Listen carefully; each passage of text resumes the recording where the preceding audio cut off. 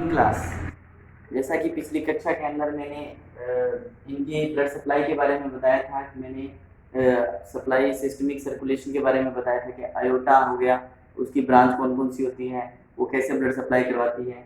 इसी तरीके से उसी की जो कॉमन कैरोटिड आर्टरी ब्रांच होती है जो हेड एंड नेक की ब्लड सप्लाई करती है। आज हम बात करेंगे हेड और नेक की ब्लड सप्लाई के बारे में बात करेंगे, कौन कौन सी आर्टरी है जो हेड और नेक को ब्लड सप्लाई करती है।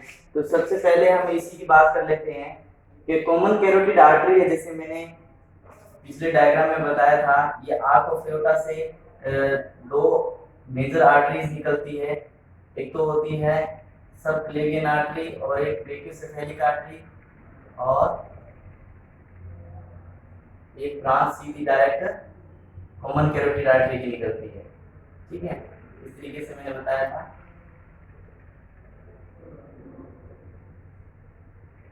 ठीक है, ये भी राइट कॉमन कैरोटिड आर्टरी होती है, ये लेफ्ट कॉमन कैरोटिड आर्टरी होती है। आज हम बात करेंगे लेफ्ट कॉमन कैरोटिड आर्टरी की। राइट भी सेम काम करती है, लेकिन ये ब्रांच ब्रेकियोसेफेलिक आर्टरी से निकलती है, इसलिए इसके बारे में ब्रेकियोसेफेलिक जो आर्टरी होती है उसके बारे में जब उसका डिस्कशन करेंगे तब हम बताएंगे। अब हम बात करते हैं इस कॉमन कैरोटिड आर्टरी की। ठीक है, कॉमन कैरोटिड आर्टरी की ब्लड सप्लाई के बारे में, जो हेड और नेक सुपर जो अपर पार्ट होता है हमारे बॉडी का, जो हेड और नेक का जो ब्लड सप्लाई है वो कौन करती है? कॉमन कैरोटिड आर्टरी करती है। Common carotid right and left दोनों होती हैं, दोनों की सेम ब्रांचेज होते हैं, दोनों की सेम ब्लड सप्लाई होती है।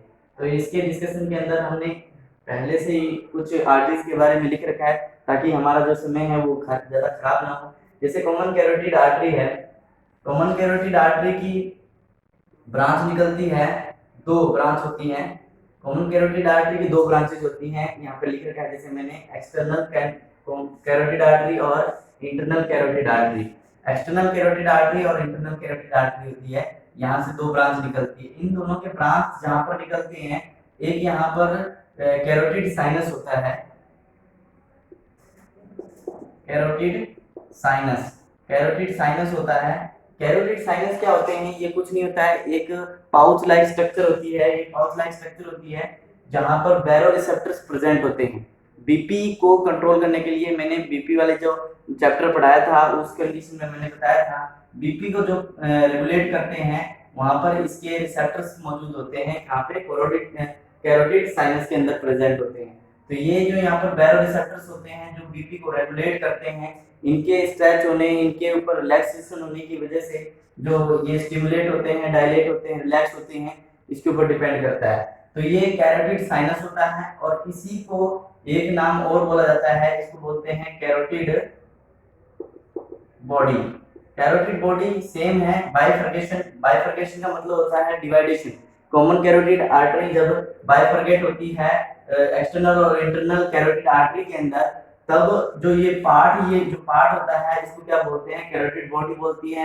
यहीं पे कैरोटिड साइनस होता है। कैरोटिड बॉडी के अंदर कीमोरिसेप्टर्स भी होते हैं जो कि ऑक्सीजन के और कार्बन डाइऑक्साइड, जब हम ऑक्सीजन लेते हैं और कार्बन डाइऑक्साइड छोड़ते हैं, उसको रेगुलेट करने का काम भी क्या करते हैं यहाँ पर? कैरोटिड साइनस और कैरोटिड बॉडी करती है। ये तो हो गई नॉर्मल सी बात। अब हम बात करते हैं एक्सटर्नल और इंटरनल कैरोटिड आर्टरी की। देखिए, जब एक्सटर्नल और इंटरनल कैरोटिड आर्टरी है, कॉमन कैरोटिड आर्टरी बाइफर्केट होती है, तब एक्सटर्नल कैरोटिड आर्टरी और internal carotid artery you branch बनाती है। ठीक है, यू ब्रांच बनाने पर सबसे पहला ब्रांच एक्सटर्नल से निकलता है, वो है सुपीरियर थायराइड आर्टरी।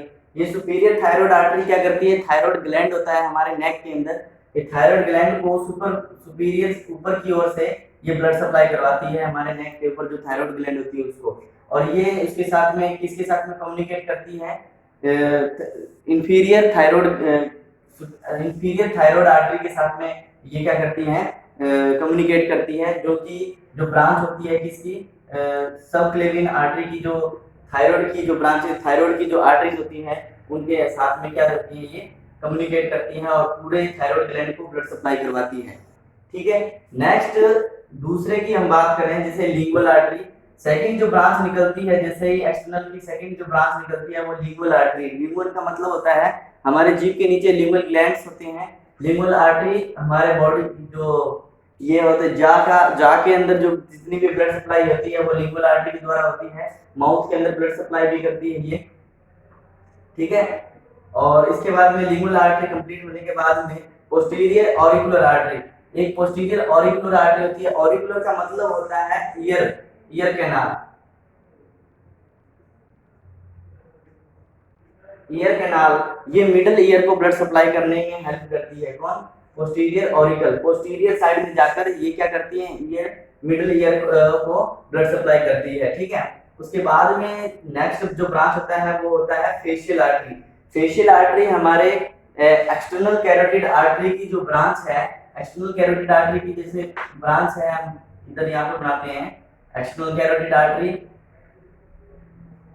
इसकी एक और ब्रांच है जैसे फेशियल आर्टरी है। तो ये फेशियल आर्टरी कहाँ जाती है, हमारे जो नोज हो गया, फेस हो गया, चिक हो गया, इन सबको ब्लड सप्लाई करती है। जो मैंडिबल हो गए, ये सब पार्ट होता है उसको ब्लड सप्लाई करती है।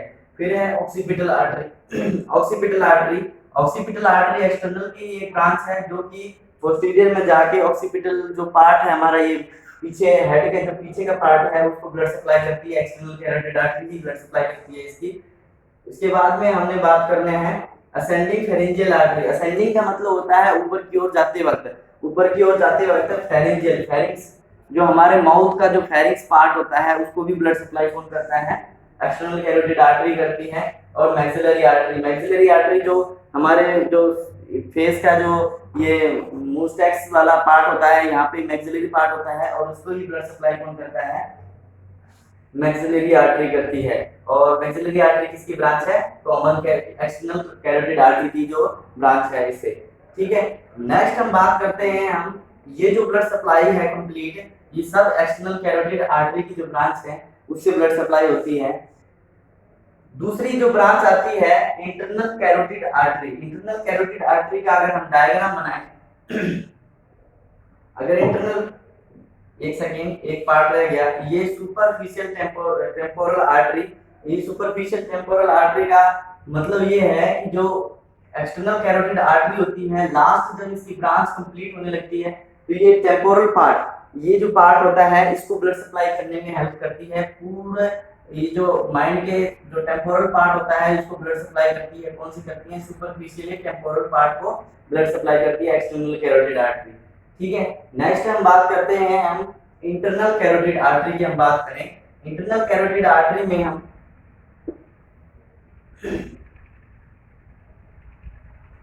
अगर इंटरनल कैरोटिड आर्टरी की अगर हम डायग्राम बनाएं तो इंटरनल कैरोटिड आर्टरी कुछ इस तरीके से होता है। ये एक्सटर्नल से बाइफरकेट हुआ है, यहाँ पर ये एक्सटर्नल मान लो, ये इंटरनल है, ये इंटरनल यूं गया, ये सर्वाइकल पार्ट को ब्लड सप्लाई करती हुई अब अपर साइड में जाती है, ब्रेन के अपर, सेरेब्रल के अपर पार्ट में जाती है। और यहाँ पे भी काफी सारी ब्लड सप्लाई करने के बाद में यूं करके ये कम्युनिकेट करती है इस तरीके से, ठीक है। तो ये इसके कम्युनिकेशन का जगह होता है। लेकिन इसके जो इंटरनल कैरोटिड आर्टरी है इसके तीन पार्ट बनाए जाते हैं, तीन पार्ट बनाते हैं। जैसे ये जो पार्ट होता है सर्वाइकल पार्ट होता है, सर्वाइकल पार्ट होता है, ठीक है, सर्वाइकल पार्ट हो गया। दूसरा पार्ट होता है, इसको बोलते हैं पैरेटस पार्ट, पैरेटस पार्ट होता है, ठीक है, ये पार्ट होता है। फिर तीसरा यहाँ पर होता है, ये वाला जो पार्ट है वो होता है कवेरिनियस पार्ट, ठीक है। उसके बाद में चौथा है सेरिब्रल पार्ट, जो सेरिब्रम के अंदर चला जाता है, ये सेरिब्रल पार्ट होता है। तो ये चार पार्ट के अंदर internal carotid artery blood supply करती है। तो हम सर्वाइकल पार्ट की बात करें, सर्वाइकल पार्ट होता है जो सर्वाइकल एरिया है, जो वर्टिब्रास की पीछे से वर्टिब्रल आर्टरी भी निकलती है जो कि सीधी कम्युनिकेट करती है किसके साथ में, आर्क ऑफ एओर्टा के साथ में ब्रांच कन्वर्ट कर, मतलब ब्रांच होती है उसकी आर्क ऑफ एओर्टा की, वर्टिब्रल आर्टरी। और ये सीधी वर्टिब्रा के सर्वाइकल पार्ट को, ये और जो सर्वाइकल पार्ट होता है इंटरनल कैरोटिड आर्टरी का, ये दोनों क्या करते हैं, वर्टिब्रल जो पार्ट है सर्वाइकल पार्ट है उसको ब्लड सप्लाई करती है, ये जो पार्ट है, ठीक है। पैरेटस पार्ट है, पैरेटस पार्ट है, ये क्या करती है, कैरोटिड टिम्पैनिक मेम्ब्रेन होता है, टिम्पैनिक जो मेम्ब्रेन होता है उसको सप्लाई करती है, ब्लड सप्लाई करती है ईयर के अंदर। और पेटेरियस बॉयड जो कैनाल होता है, पेटेरियस बॉयड कैनाल होता है, उसको भी ब्लड सप्लाई करती है। ठीक है, फिर आता है कवेर्नियस पार्ट ऑफ द, ये क्या करते हैं, ट्राइजेमिनल गैंग्लियन होते हैं। ट्राइजेमिनल गैंग्लियन का मतलब होता है जो ट्राइजेमिनल नर्व होती है उसके जो एंडिंग पार्ट होते हैं। गैंग्लियन का मतलब होता है एंडिंग पार्ट। एंडिंग पार्ट मतलब स्टार्टिंग के एंडिंग पार्ट होते हैं, जहां पर नर्व्स के साथ में वो अटैचमेंट बनाते हैं स्टार्टिंग पॉइंट ऑफ ट्राइजेमिनल के गैंग्लियन पर। ये गैंग्लियन क्या करते हैं, इसके ब्लड सप्लाई का काम करते हैं, काम करता है। कवेर्नियस पार्ट जो होता है वो ब्लड सप्लाई करती है। साथ ही साथ इंफीरियर और superior hypophyseal, hypophyseal pituitary gland को ही बोलते हैं। पिट्यूटरी जो ग्लैंड होती है उसको ही सेकंड दूसरा नाम बोलते हैं हाइपोफाइजियल, हाइपोफाइसिस। हाइपोफाइसिस जो पार्ट है, हाइपोफाइसिस होता है, इसको पिट्यूटरी ग्लैंड भी बोलते हैं। इसी को इंफीरियर और सुपीरियर ब्लड सप्लाई कौन करता है, cavernous part of the internal carotid artery. ठीक है, इसके बाद में हम बात करें सेरिब्रल पार्ट होता है। जो सेरिब्रल पार्ट होता है उसमें, सेरिब्रल पार्ट में ये क्या करता है, आईज को ब्लड सप्लाई करती है। ऑप्थेल्मिक, ऑप्थेल्मिक जो आर्टरीज होती है वो आईज को ब्लड सप्लाई करती है। ये है एंटीरियर कोरोइडल आर्टरी। जो कोरोइड प्लेक्सस होते हैं, कोरोइड प्लेक्सस का मतलब जो सीएसएफ क्या करते हैं, सीएसएफ का प्रोडक्शन करते हैं, वो होते हैं कोरोइड प्लेक्सस। तो वहां पर जो ब्लड सप्लाई होती है वो इंटरनल कैरोटिड आर्टरी की ही ब्रांच होती है। कोरोइड प्लेक्सस वर्टिकल, जो हमारे ब्रेन का बीच में जो पार्ट होता है वहां पर कोरोइड प्लेक्सस इस तरीके से प्रेजेंट होते हैं। यहाँ पर ब्लड सप्लाई होती है, जो कि क्या करते हैं, सीएसएफ का प्रोडक्शन करते हैं, सीएसएफ का प्रोडक्शन करते हैं। ठीक है, सीएसएफ का प्रोडक्शन कौन करता है, कोरोइड प्लेक्सस करते हैं, कोरोइड प्लेक्सस। ठीक है, कोरोइड प्लेक्सस क्या करते हैं, सीएसएफ का प्रोडक्शन करते हैं। और सीएसएफ का प्रोडक्शन कहाँ होते हैं, ये वर्टिकल्स में होते हैं। और इस वर्टिकल्स का जो लेफ्ट एंड राइट वर्टिब्री और इसका जो थर्ड पार्ट और फोर्थ पार्ट इस तरीके से प्रेजेंट होता है। ठीक है, ये यहाँ से ब्लड सप्लाई सीएसएफ का प्रोडक्शन होता है। इस प्रोडक्शन को करने के लिए कोरोइड प्लेक्सस बनाना जरूरी होता है। कोरोइड प्लेक्सस कौन बनाता है, ये इंटरनल कैरोटिड आर्टरी की एक ब्रांच है, वो बनाती है। वेंट्रिकल्स होते हैं ये। ठीक है, वेंट्रिकल्स से सीएसएफ का प्रोडक्शन होता है। उसके बाद में हम बात करते हैं पोस्टीरियर कम्युनिकेटिंग आर्टरी। जब हम पोस्टीरियर कम्युनिकेटिंग, जैसे कि सर्किल ऑफ विलिस की बात करेंगे, सर्किल ऑफ विलिस का मतलब ये होता है जो डाउनवर्ड जो इंटरनल कैरोटिड आर्टरी जाती है वो सर्किल ऑफ विलिस में ब्लड सप्लाई करती है।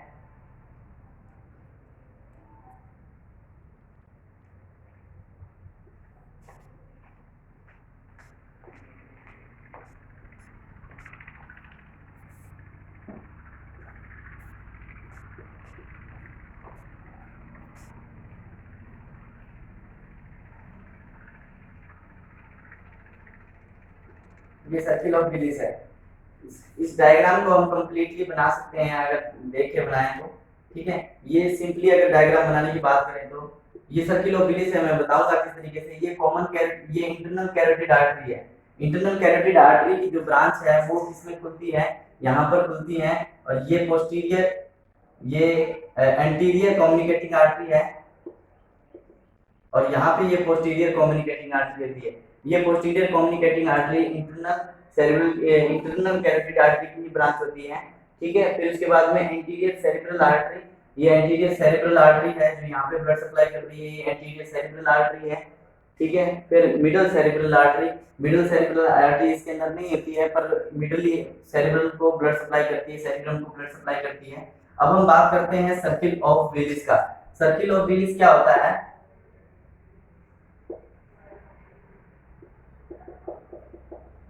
सर्किल ऑफ विलिस क्या होता है, सर्किल ऑफ